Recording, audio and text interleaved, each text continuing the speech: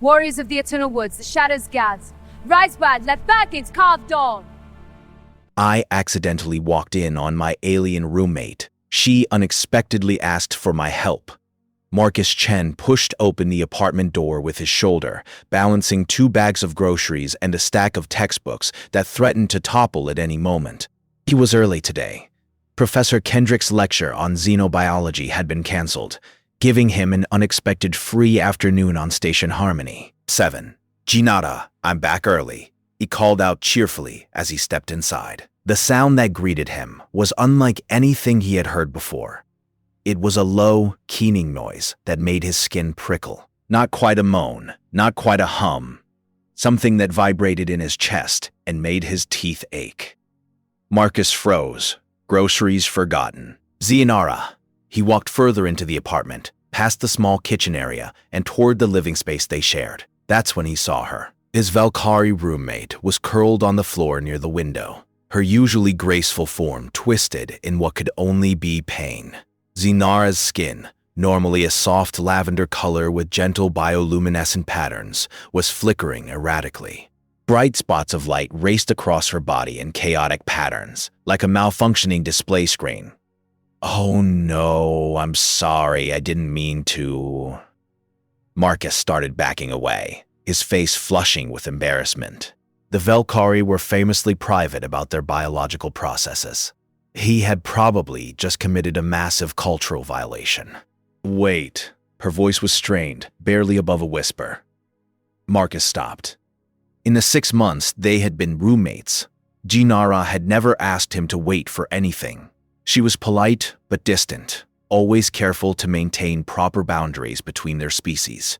She kept her telepathic abilities tightly controlled around him, knowing humans found mental contact uncomfortable. Are you okay? It was a stupid question. She was clearly not okay. Xianara's large, dark eyes met his. There was something in them he had never seen before. Fear. Real, genuine fear. The light patterns on her skin pulsed faster, and she made that terrible sound again. She started, then stopped. Her 3-fingered hands clenched against the floor. This is shameful. You should go. You don't look good. Should I call the medical center? Or contact the Valkyrie embassy? No. The force of her response startled both of them. No. One can know. Especially not my people. He knelt down a few feet away from her, careful not to get too close. Xianara, you're obviously in trouble. Let me help. You are human. You do not understand Valkyrie biology.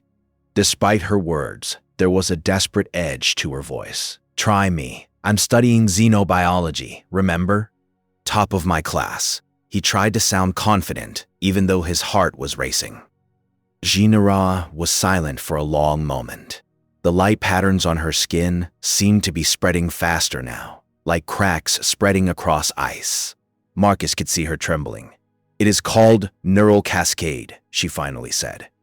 A feedback loop in my telepathic centers. My mind is turning inward on itself. The pain is considerable. That sounds dangerous. It is fatal if not treated within 3 cycles. Her voice was flat, resigned. Marcus felt his stomach drop. 3 cycles. That was about 36 hours in human time.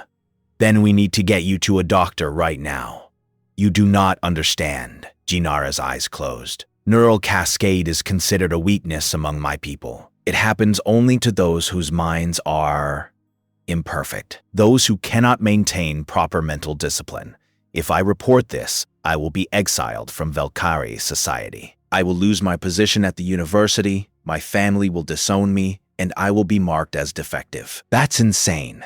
You can't just die because of some outdated social rule. It is not your concern, Marcus Chen.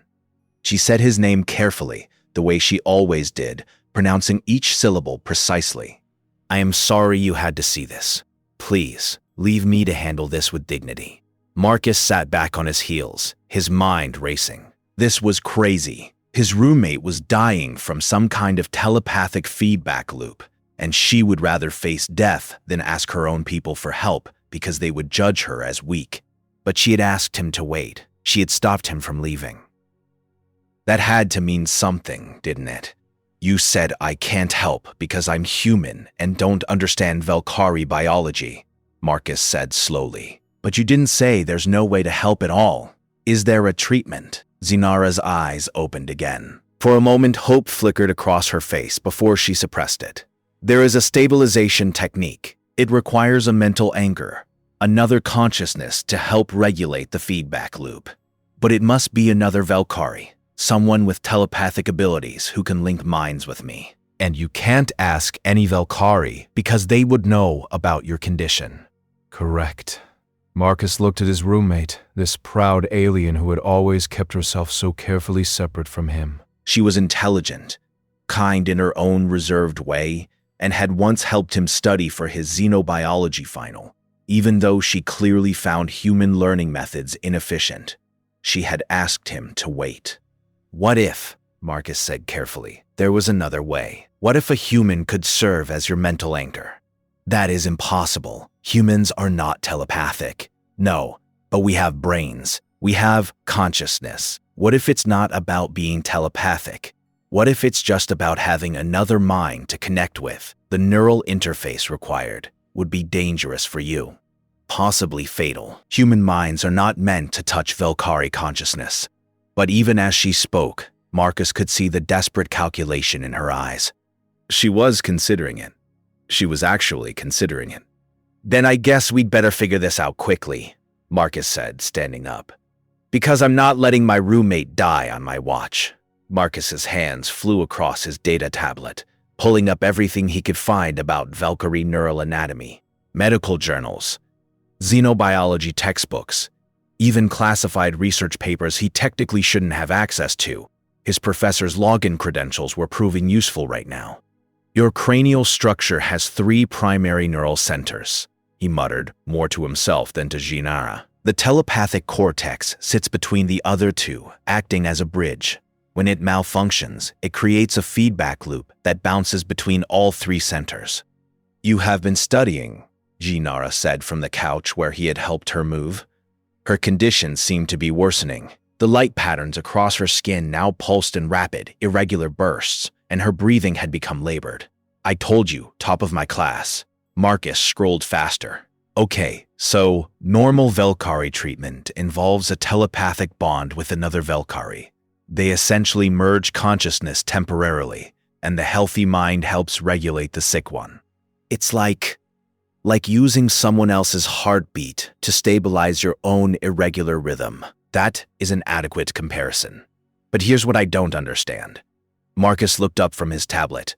Why does it have to be telepathic? I mean, at the most basic level, you just need another consciousness to interact with yours, right? Something to break the feedback pattern? Zinara tilted her head. A gesture he had learned meant she was thinking carefully. The theory is sound, but the practical application is not. Human neural patterns are completely different from Velkari patterns. Your brain activity is chaotic, unpredictable. Our minds are structured, harmonious, ordered. Maybe that's exactly what you need right now, Marcus said. Your problem is that your mind is stuck in a loop. Too much order, too much pattern. What if introducing chaos is the solution? That is a dangerous assumption. Do you have a better idea? Zinara was quiet. Another wave of pain seemed to pass through her, and she made that awful keening sound. When she spoke, her voice was weaker. There is a device, a neural interface bridge. It was developed for research purposes, to allow limited mental contact between different species. It is stored in the Xenobiology Research Lab. Can we access it? I have clearance. But Marcus, she looked at him seriously. The device has never been used between a human and a Velkari. The risk assessment rated such an attempt as extremely dangerous. Human minds have been known to fracture under direct contact with telepathic species. You could suffer permanent brain damage. You could die. And you will definitely die if we do nothing, Marcus pointed out. He grabbed his jacket. How much time do we have? Perhaps 30 hours. Maybe less. Be sensitizing, dirt. Then we need to move now. 20 minutes later, they were in the xenobiology lab. Marcus had helped Zinara walk there, supporting her weight as she stumbled. Other students had stared, but no one had stopped them. The station was used to seeing unusual things. The neural interface bridge looked less impressive than Marcus had imagined. It was a simple metal band with sensors and what looked like neural conductor pads. There were 2 of them, connected by a thin cable. "How does this work?" Marcus asked, examining the device carefully. Each person wears one band.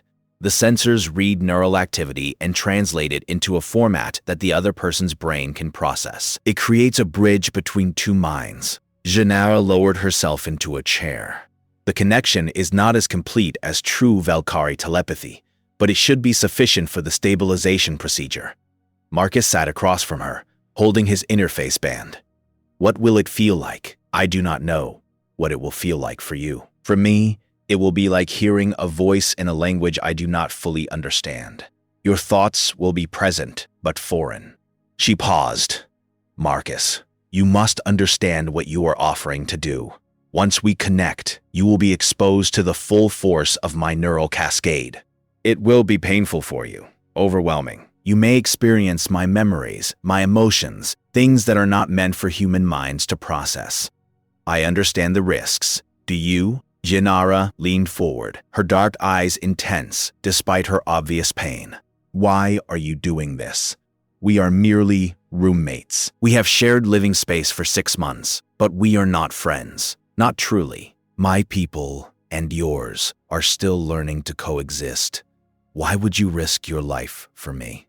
Marcus considered the question. Why was he doing this? He thought about the past 6 months. How Gennara always kept the apartment quiet during his study hours. How she had once left him a note explaining proper temperature settings for human comfort. How she had listened patiently when he rambled about his homesickness for Earth, even though she probably found human emotions confusing. "Maybe we're not friends yet," he said finally. "But we could be. And besides, this is what humans do. We help people who need help, even when it's risky. Even when it doesn't make logical sense. That's kind of our thing." For the first time since he had known her, Gennara smiled. It was a small expression, barely there, but genuine. "Your species is strange. You have no idea." Marcus placed the neural interface band on his head. The sensors automatically adjusted, conforming to his skull. "Okay, I'm ready." "What do I need to do?" Gennara placed her own band on her head. "Just be yourself. Let your mind exist as it naturally does. I will do the rest." Her hand moved to a control panel on the cable connecting them. "Marcus, thank you. Whatever happens, I want you to know that this act of kindness will not be forgotten. Let's make sure we both survive to remember it," Marcus said, trying to sound braver than he felt. Gennara's finger hovered over the activation button. "I am beginning the connection in 3, 2, 1. She pressed the button. The world exploded into color and sound and sensation beyond anything Marcus had ever experienced. He felt his consciousness expand, reaching out, touching something vast and beautiful and terrifying. This was Gennara's mind, and it was like nothing he could have imagined. And then the pain hit. The pain was like fire spreading through Marcus's skull. He gritted his teeth, fighting the urge to rip the neural interface band from his head. Every nerve in his body screamed at him to disconnect, to escape, to run. But he held on. Through the agony, Marcus began to sense something else. It was like standing in the middle of a vast ocean during a storm. Waves of thought and emotion crashed over him. Some his own, some definitely not. He could feel Gennara's presence, not as a person sitting across from him, but as a consciousness intertwined with his own. It was terrifying. It was beautiful. "Marcus." Her voice came from everywhere and nowhere, echoing inside his mind. "Can you hear me?" "Yes," he thought back and was surprised when she responded. "Your mind, it is so different." There was wonder in her mental voice. So much chaos, so many thoughts happening at once. "How do you function like this?" Marcus would have laughed if his head didn't feel like it was splitting open. Even now, part of his mind was thinking about the pain. Another part was marveling at the telepathic connection. Another was worrying about whether he left the stove on, and yet another was randomly remembering a song from his childhood. "This is normal for humans," he managed to project. "We're always like this. It is extraordinary. Jinara's presence shifted, becoming more focused. I need you to anchor me now. The cascade is building. Hold your thoughts steady. Be my foundation. How do I... The question was cut off as a massive wave of pain and confusion slammed into Marcus. This wasn't his pain anymore. It was Jinara's. He could feel her neural cascade, the feedback loop that was tearing her mind apart. It was like watching a storm feed on itself, growing stronger with each cycle. Instinctively, Marcus did the only thing he could think of. He let his mind be exactly what it was: chaotic, messy, unpredictable. While Jinara's thoughts moved in perfect patterns that fed back on themselves, his thoughts bounced in random directions.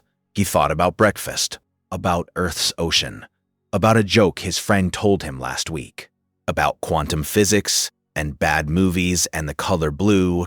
His randomness disrupted her patterns. The cascade stuttered, hesitated. It was still there, still dangerous, but now it had something in its path that refused to follow its rhythm. Marcus's consciousness was like a rock in a stream, breaking the flow. It's working. Jinara's mental voice held disbelief. Your mind is. You are stabilizing the loop. Great, Marcus thought back. How long do I need to keep this up? Hours? Perhaps a full cycle. Marcus groaned mentally, but he held on.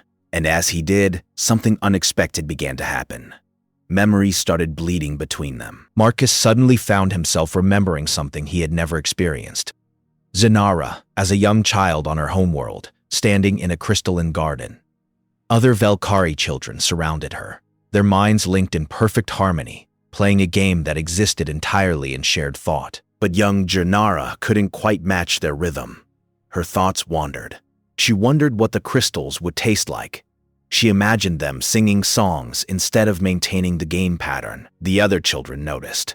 Their shared disapproval hit her like a physical blow. You must learn to control your mind, an adult Velkhari told her later. Individual thought is acceptable, but chaos is weakness. You must be better on. Marcus felt the weight of that judgment, carried for years. He understood now why Jinara had never reported her neural cascade. She had spent her entire life trying to prove she wasn't weak, that her mind could be as disciplined as any other Velkhari's. I'm sorry, Marcus thought to her. I didn't know it was like that for you. You were not meant to see that. Jinara's mental voice was embarrassed. Your memories are bleeding into me as well. She was experiencing his memories too, his childhood on Earth. Messy and loud and full of contradictions. His parents arguing at dinner while simultaneously laughing at a joke. His sister helping him with homework while teasing him mercilessly. The complex tangle of love and frustration that defined human families. Your people feel so many things at once, Jinara observed. You love and are angry. You are afraid and brave. You hold opposite thoughts in your mind without them destroying each other. How is this possible? I don't know, Marcus admitted. That's just being human, I guess. We're kind of a mess. No, Jinara's presence became more intense. It is not a mess. It is flexible, adaptable. My people achieved perfect mental harmony thousands of years ago. We became telepathic, our minds linked, our thoughts clear and ordered. But we lost something in that process.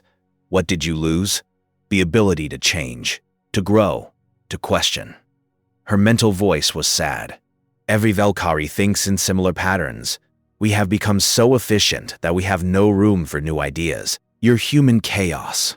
It allows you to explore possibilities we cannot even imagine. Marcus felt her wonder at this discovery, mixed with a deep sadness. The Velkhari had evolved beyond something precious without realizing it. You're not weak, Jinara, Marcus projected firmly. Your mind wandering as a child, your neural cascade now. Maybe it's not a defect. Maybe you're evolving in a different direction. Maybe you still have that flexibility your species lost. That is a revolutionary thought. Jinara paused, and a dangerous one. My people would not accept such an idea. Then maybe it's time someone challenged them. They maintained the connection for hours, Marcus's chaotic human consciousness serving as an anchor for Jinara's telepathic storm.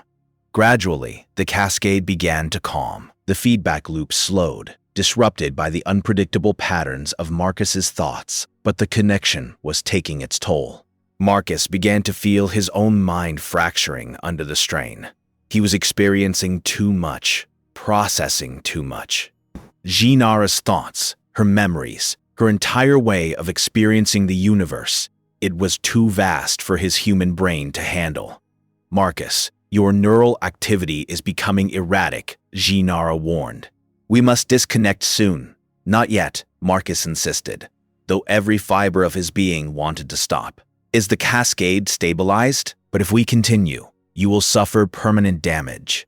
Just a little longer, Marcus focused on holding his mind together, on maintaining that chaotic anchor that was saving Jinara's life. The lights in the lab suddenly seemed too bright. Marcus's vision began to blur. He could hear voices, but he couldn't tell if they were real or echoes from Jinara's memories. Marcus, you must stop now. Jinara's mental voice was urgent, but Marcus's grip on consciousness was already slipping. The last thing he felt before darkness took him was Jinara's panic, sharp and clear in his fading mind. Marcus woke up in the University Medical Center 3 days later. His head felt like it had been split open and poorly reassembled. Every sound was too loud, every light too bright. When he tried to sit up, the room spun violently, and a nurse, a kind centaurian with 4 arms, gently pushed him back down. Easy, Mr. Chen. You've been through quite an ordeal, Jinara, Marcus croaked. His throat was painfully dry. Is she? Your roommate is alive and stable, the nurse assured him. Thanks to you, apparently. Though what you two did was incredibly reckless. Marcus closed his eyes in relief. She was alive. That was all that mattered. Over the next few hours, doctors came and went. They ran scans, asked questions, and looked at him with expressions that ranged from concern to scientific curiosity. Marcus's brain activity was unusual, they said. He was experiencing neural patterns that shouldn't exist in a human mind. You'll need to stay here for observation, Dr. Dao. Yamada, the head of xenomedicine, told him. We don't fully understand what happened to you during that neural connection. You're experiencing what we're calling psychic feedback, echoes of the Valkyrie consciousness you connected with. Is it permanent? Marcus asked. Dr. Yamada hesitated. We don't know. You're the first human to survive direct neural contact with a Valkyrie. You're writing the medical textbooks right now. On the 4th day, Marcus was finally allowed visitors. He expected to see his friends from class, maybe his academic advisor. Instead, 2 Valkyrie in formal robes entered his room. Their presence felt heavy, official. Marcus Chen, the taller one, said, I am Ambassador Thelkor of the Valkyrie Diplomatic Council. We need to speak with you about the incident with Jinara. Where is she? Is she in trouble? That depends entirely on your testimony, the ambassador said coldly. We need to understand exactly what happened. How did you come to know about Neural Cascade? How did you access restricted Valkyrie medical information? And why did you perform an illegal neural interface procedure? Illegal? Marcus felt his stomach drop. I was saving her life. You were interfering with Valkyrie internal matters, the second official said sharply. Neural Cascade is a private medical condition. The fact that you knew about it suggests that Jinara shared confidential biological information with an outsider. This is a serious violation of our cultural protocols. Marcus realized what was happening. They were going to blame Jinara for all of this. They were going to punish her for having a condition she couldn't control and for accepting help from him. She didn't do anything wrong, Marcus said firmly, despite the pounding in his head. I found her in distress. She tried to send me away. I insisted on helping. I accessed the research databases on my own. I convinced her to try the neural interface. If anyone violated your protocols, it was me. Ambassador Thelkor's expression didn't change. That is not how Jinara has described the events. She says she begged you for help, that she manipulated you into risking your life, and that she deliberately violated protocols to save herself. The ambassador's tone was disapproving. She has requested that you face no consequences for your actions. Marcus felt anger rising through his confusion. That's not true. She tried to refuse my help. Nevertheless, that is her official statement. She will be recalled to the Valkyrie homeworld to face judgment. Given the severity of her violations, exile is the likely outcome. No! Marcus tried to get out of bed, but his legs wouldn't support him. The nurse rushed over to steady him. You can't do that. She was dying. Any reasonable person would have accepted help. We are not discussing what is reasonable, the second official said coldly. We are discussing what is lawful under Valkyrie tradition. Jinara knew the consequences when she revealed her condition and accepted your assistance. After the Valkyrie officials left, Marcus lay in his hospital bed, furious and helpless. Jinara had saved him from blame by taking all of it onto herself. She was going to be exiled, lose everything, because she had dared to survive. That night, Marcus had visitors he actually wanted to see. 3 of his classmates crowded into his room, all talking at once. Dude, what happened? Asked Jake, a burly engineering student. The rumors are insane. People are saying you mind-melded with a Valkyrie. Is it true Jinara is being sent away? Asked Priya, her face concerned. That's so unfair. Marcus told them the whole story. As he spoke, he could see the anger building on their faces. That's completely messed up, Mira, a political science major, said when he finished. The Valkyrie punished their own people for having a medical condition. It's their culture, Marcus said tiredly. Who are we to judge? There's a difference between respecting cultural differences and accepting injustice. What they're doing to Jinara is wrong. What can we do about it? Marcus asked. I can barely stand up, and they're already making their decision. Mira pulled out her data tablet with a determined look. You connected with her mind, right? You experienced what she experienced. Yes, but then you can testify to what really happened. Not just the medical emergency, but everything. What it's like to be Valkyrie, to live under that kind of pressure, to be punished for being different. Mira's eyes were bright with purpose. Marcus, you're the first human to ever truly understand their species from the inside. Your testimony could change everything. The Valkyrie officials won't listen to me. Maybe not, Priya agreed. But the rest of the galaxy will. This station has students from 40 different species. The story of what happened to you and Jinara, it's already spreading. People are talking about it, debating it. Post your testimony publicly. Let everyone see what the Valkyrie are doing. Put pressure on them to change. Marcus looked at his friends, seeing the same determination that he felt. Jinara had risked everything to avoid bringing shame to her people. But maybe the real shame wasn't in having neural cascade. Maybe the real shame was in a society that punished people for being imperfect. Okay, Marcus said, his decision made. Let's do it. But I need to talk to Jinara first. I need to make sure she's okay with this. They're not letting anyone see her, Mira said quietly. She's under diplomatic protection. That means she's basically under house arrest until they transport her home. Marcus felt something stir in his mind, a presence that wasn't quite his own.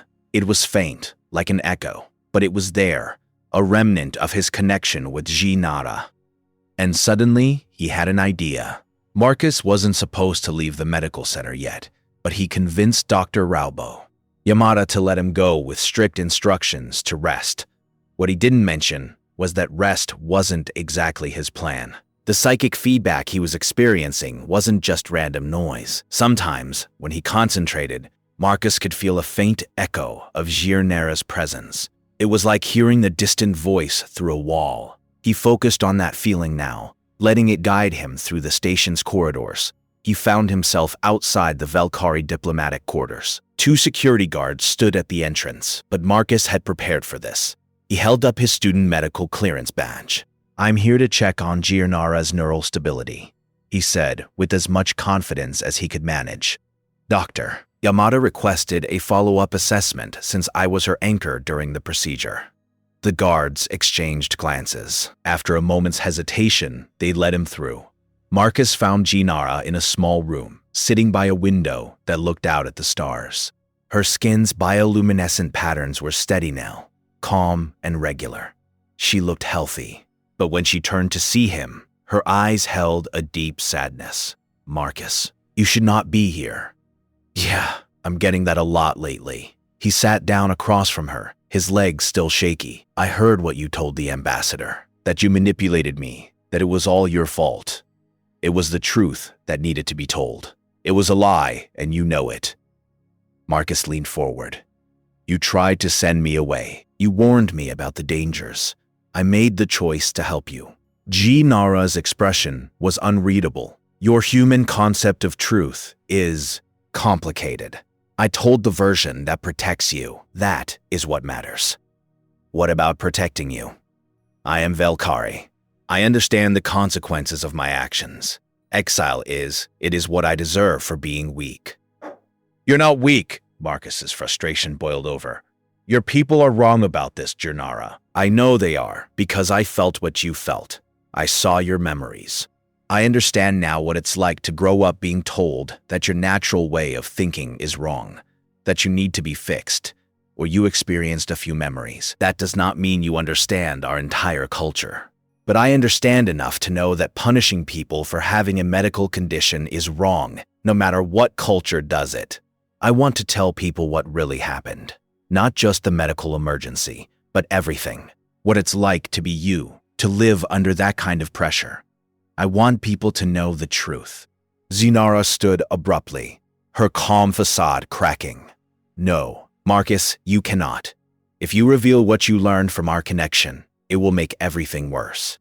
My people will see it as an even greater violation. They will say I contaminated a human mind with Valkyrie secrets. Then let them say it. Marcus stood too, swaying slightly. Nara, your people need to hear this. Not just the Valkyrie, but everyone. What we did, connecting our minds despite being completely different species, it worked. My chaos helped your order. Maybe that's what the galaxy needs to understand. That our differences aren't weaknesses, they're strengths. That is a beautiful thought, Nara said softly. But beautiful thoughts do not change ancient traditions. Maybe not alone. But I'm not alone. Marcus showed her his tablet, where messages from hundreds of students across the station were displayed. People are already talking about what happened. They want to know more. They're asking questions about Valkyrie culture, about Neurocascade, about why you're being punished for surviving. Nara read the messages, her eyes widening. There are so many, and it's spreading beyond the station. News services are picking up the story. Other Valkyrie are starting to speak up, quietly, anonymously, but they're speaking. Apparently, you're not the only one who's ever had Neurocascade. You're just the first one brave enough to survive it publicly. Brave. Nara repeated the word, like she was testing its weight. I do not feel brave. I feel terrified. That's what makes it bravery. Marcus smiled. Doing the right thing, even when you're scared. That's about as human as it gets. Maybe you picked that up from me during our connection. For the first time since he entered the room, Nara's expression softened. Perhaps I did. Your species has a strange way of infecting others with hope. Over the next 3 days, Marcus recorded his testimony. He spoke about the connection, about what he had learned, about the beauty and tragedy of Valkyrie consciousness. Mira helped him edit it, making sure it was clear and respectful, but honest. When they posted it to the station's network, the response was overwhelming. Students organized protests outside the Valkyrie diplomatic quarters, not with anger, but with peaceful demonstrations of support. Professors from multiple species signed a petition requesting that the Valkyrie Council reconsider their judgment. Even some Valkyrie students, risking their own standing, spoke up about the unfairness of the situation. The recording went viral across multiple planets. News services interviewed xenopsychologists, ethicists, and cultural experts. The debate about consciousness, about the value of diversity in thinking, about how different species could learn from each other. It dominated every channel. Ambassador Thelcor called Marcus to his office 1 week later. The ambassador's expression was difficult to read, but he seemed less hostile than before. You have created quite a disturbance, Mr. Chen. I told the truth, that's all. The truth, as you see it. The ambassador was quiet for a moment. The Valkyrie High Council has reviewed your testimony. They have also reviewed the significant public response to this situation. They have decided to delay Jinara's return home pending further investigation.